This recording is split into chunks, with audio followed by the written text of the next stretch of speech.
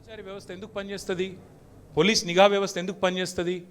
ఎవరన్నా ప్రభుత్వాలను అస్థిరపరిచే కుట్ర చేసినా, దేశంలో శాంతి భద్రతల సమస్య తలెత్తే విధంగా వ్యవహారం చేసినా, లా అండ్ ఆర్డర్ ఇష్యూ వచ్చే విధంగా ఏమైనా అపభ్రష్టపు పనులు చేసినా వాటిని నిరోధించడానికి డెఫినెట్గా పోలీస్ వ్యవస్థ తన పని తాను చేసుకుంటూ పోతుంది. 2015లో మన తెలంగాణ రాష్ట్రం ఏర్పడ్డ తొలినాళ్లలో మా ఎమ్మెల్యే గారిని ఒకరిని కొనడానికి ఒక దొంగ 50 లక్షల రూపాయల బ్యాగ్తో వచ్చి దొరికిండు.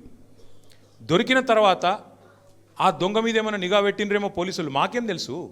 మాకేం సంబంధం? పోలీసులు దొంగలు, వాళ్ళకు సంబంధం ఉంటుంది, మాకేం సంబంధం మధ్యలో రాజకీయ నాయకత్వానికి? ఇవాళ వాస్తవం ఏంది?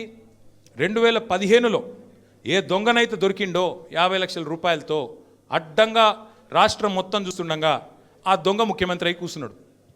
ఆ దొంగకి ఏమనిపిస్తున్నది?